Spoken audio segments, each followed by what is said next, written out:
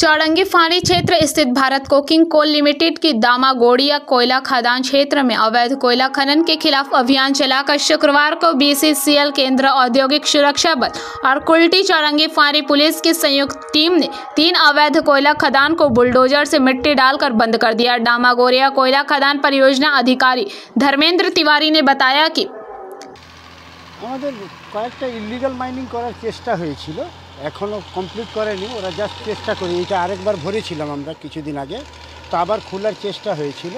তো আমাদের এইখানে একটা টিম আছে, আমরা একটা কমিটি করে রেখেছি যারা বিভিন্ন জায়গায় ঘুরে, ওটা ডিউটি ওদের, বিভিন্ন জায়গায় ঘুরে যেখানে যেখানে ইলিগাল মাইনিংয়ের চেষ্টা হচ্ছে যতগুলো আমরা আইডেন্টিফাই করতে পারি, আমরা রাজ্য পুলিশ প্রশাসন এবং আমাদের সিআইএসএফের সহযোগিতায় ওইটা ভতিয়ে দেওয়ার চেষ্টা করি।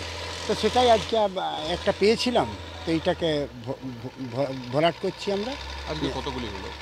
আজকে এখন এইখানে 2টো হলো, আর একটা ভেতরে আছে, ওটাও এখনই হবে।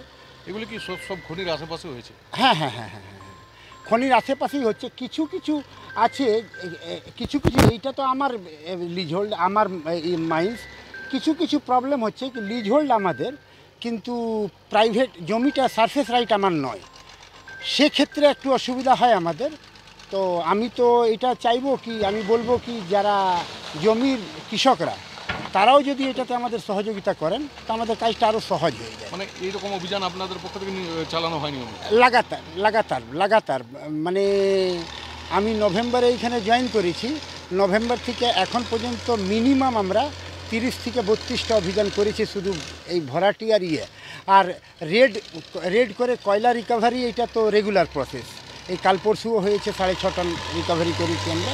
মানে অবৈধ কয়লা চুরির যে রাশ টানা, সেটা একটা চেষ্টা আমাদের তরফ থেকে, একটা চেষ্টা যাতে এটা দুদিকে। कुल्टी से राहुल तिवारी की रिपोर्ट, पीवीटीवी न्यूज़।